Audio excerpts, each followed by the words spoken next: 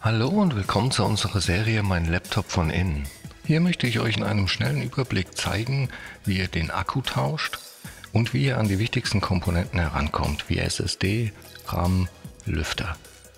Ich zeige euch dabei das Innenleben des Laptops. Ich zeige euch auch, was es an Tipps und Tricks noch gibt, was ihr vielleicht beachten müsst. Und dass es im Grunde genommen nicht so schwer ist, einen Laptop aufzuschrauben und an die einzelnen Komponenten heranzukommen. Legen wir los!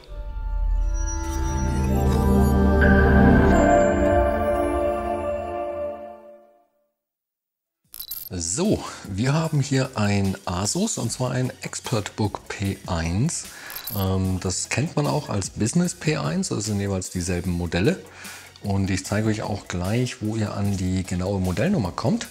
Aber zuallererst stellen wir mal sicher, dass das Laptop nicht mehr mit dem Ladekabel verbunden ist. Die Modellnummer steht hier auf der Rückseite und auch relativ gut zu lesen bis zu dem Minus. Und ja, mit dieser Nummer findet ihr auch super einfach alle Ersatzteile speziell für dieses Gerät bei uns im Shop. Allgemein kann man zu dem Gerät noch sagen, dass man das Display tauschen kann.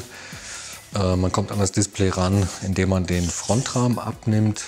Es ist allerdings so, dass man dafür trotzdem die Bodenplatte abnehmen muss, einfach weil man an den Frontrahmen nicht richtig rankommt. Die Tastatur ist bei dem Gerät zusammen mit dem Topcase verbaut, während man das Touchpad allerdings einzeln tauschen kann.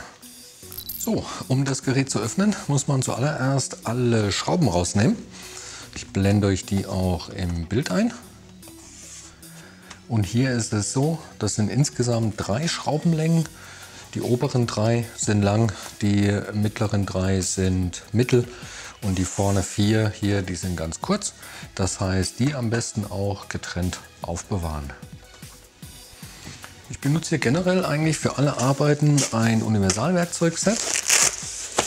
Ich verlinke euch das auch in der Videobeschreibung, falls ihr da Interesse habt. Und ja, hier ist wirklich alles dabei, was man so braucht. Öffner, Schraubendreher mit allen möglichen Aufsätzen, Pinzetten, alles was man so braucht. Ich habe mir das jetzt hier schon mal zurechtgelegt, und zwar sind das alles normale Kreuzschrauben und auch für das Innere braucht man Kreuz. Das heißt, ich nehme hier ein PH0 und wenn man dann alle Schrauben raus hat, kann man anfangen, die Bodenplatte zu lösen. Um die Unterseite jetzt zu lösen, muss man zwischen Gerät und Unterseite so eine kleine Lücke schaffen. Ich zeige euch mal, wo die überhaupt lang läuft. Das ist, glaube ich, nicht so gut zu sehen hier, grau in grau. Die läuft einmal hier entlang, dann hier und eben auch hier. Da kann man es, glaube ich, echt besser sehen. Einmal um das Gerät. Und da benutze ich einen der Öffner, die auch in dem Werkzeugset mit dabei sind. Ja, also ich fange jetzt hier mal auf der Vorderseite an. Da kann man das auch besser sehen und es sieht so aus, genau, als würde man da auch besser dazwischen kommen. Das laute Knacken hier ist übrigens völlig normal. Das ist, wenn sich die Einraststellen lösen. Da braucht man also auch keine Angst zu haben, irgendwas kaputt zu machen. Und dann arbeitet man sich so einmal um das Gerät herum.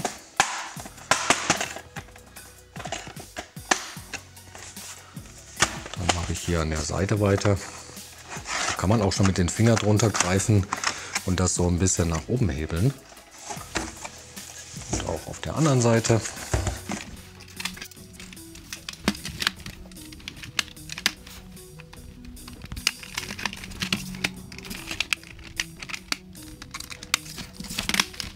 Und dann kann man meistens auch schon mit den Händen drunter fassen. Und wie gesagt, es sind überall Einraststellen, also da einfach auch in der Mitte merkt man das recht stark. Hier ist ein ordentlicher Widerstand. Da aber, wie gesagt, keine Angst, das ist einfach normal. Da kann man drunter fassen und das nach oben hin weghebeln. Genau, und dann löst sich das irgendwann einfach ab und dann, ja, so sieht die von innen aus und so sieht das Gerät von innen aus. Bevor wir jetzt aber irgendetwas weiteres am Gerät machen, stellen wir auf jeden Fall erst einmal sicher, dass das Gerät nicht mehr mit Strom versorgt wird. Das heißt, wir trennen den Akku vom Mainboard und da sehen wir hier den Stecker und der funktioniert so, dass man diesen silbernen Bügel hier so ein bisschen nach oben zieht. Der gibt den Stecker frei und den löst man dann auch tatsächlich nach oben hin hier einfach ab und schwuppdiwupp hat das Gerät keinen Strom mehr. Gut, was können wir hier noch sehen? Wir sehen, dass hier drüben noch Platz für eine 2,5 Zoll Festplatte ist, vielleicht ist auch eine drin. Wenn man die nachrüsten will, muss man auf jeden Fall Gehäuse und Adapter mit dazu bestellen. Das wird dann hier mit dem Mainboard verbunden. Wir sehen über dem Akku hier den RAM, der ist unter so einer Schutzhülle und auch noch hier noch mal ein bisschen verklebt. Dann haben wir hier den Lüfter, der ist auch einzeln tauschbar. Darüber sehen wir die SSD und hier ist der Heatsink, der die CPU kühlt und das funktioniert jetzt hier so. Das kann man vielleicht in dem Gehäuse ganz gut sehen. Das ist quasi der Luftschacht, über den der Lüfter diesen Bereich hier dann mit kühler Luft versorgt. Und ja, ich glaube, das war es soweit. Um den Akku auszubauen, muss man nur diese Schrauben hier lösen.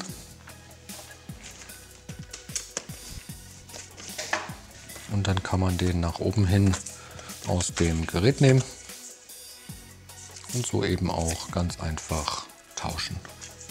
Unter dem Akku sehen wir hier ist übrigens auch das Touchpad. Das lässt sich auch einzeln lösen.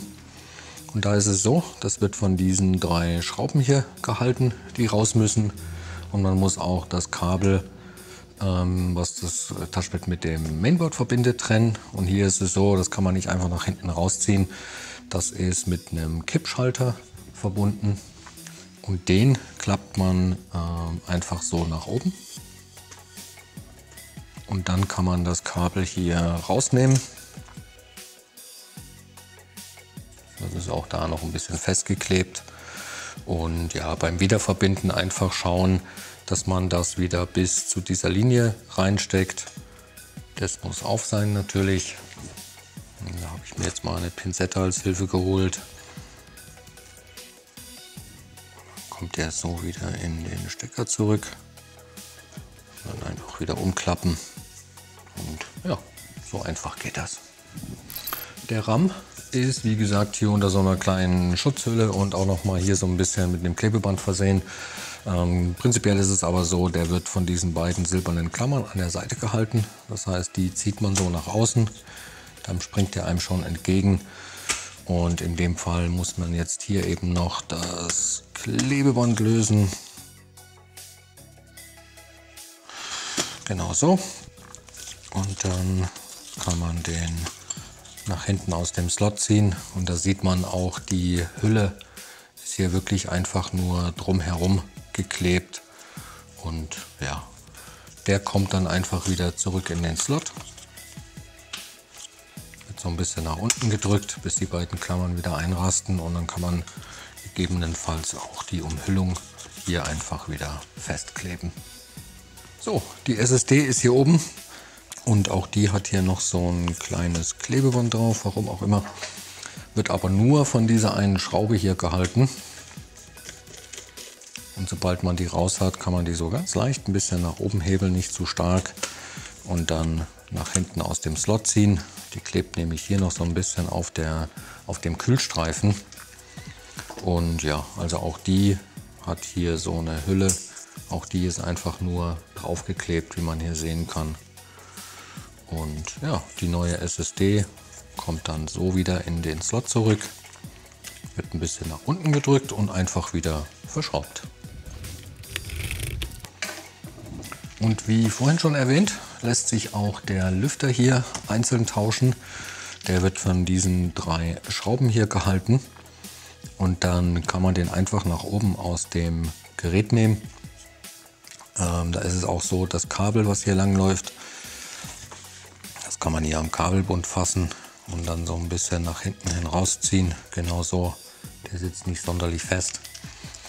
Da gibt es noch so eine kleine Besonderheit, die ich euch zeigen will. Und zwar, weiß ich nicht, ob man das jetzt sieht, aber auf dem Kabel oder besser gesagt an dem Stecker, sieht man auf der einen Seite hier Kontakte. Die sind auf der anderen Seite nicht. Und die zeigen in dem Fall beim Wiederverbinden nach oben. Das heißt, da einfach darauf achten, dass man den richtig rum wieder reinsteckt.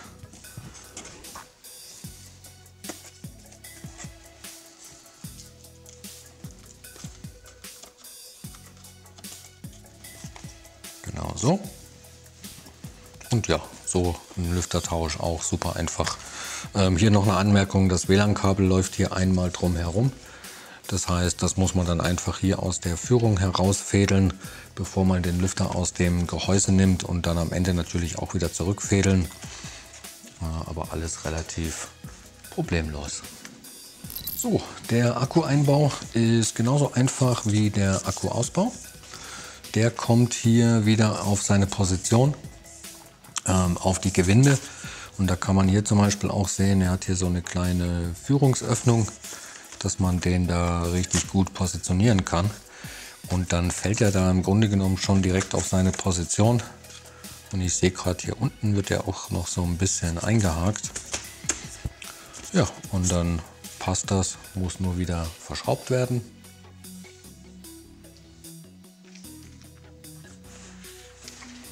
Und das Wichtigste ist eigentlich, dass man nicht vergisst, das Kabel wieder zu verbinden, damit der Laptop dann auch wieder anspringt. Die Brücke nach oben und dann wird er einfach von oben wieder drauf gesteckt. Und dann schiebt man die Brücke wieder nach unten, dass sie den Stecker hier festhält. Und ja, super praktisch gelöst. Die Unterseite legt man jetzt einfach von oben wieder auf das Gerät und drückt die nach unten. Und genauso wie beim Aufmachen hört man auch hier sehr gut, wie alles wieder einrastet.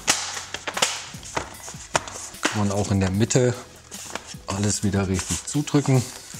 Ich gehe am Ende auch einmal um das Gerät herum und schaue, dass wirklich nirgendwo mehr eine Öffnung zu sehen ist.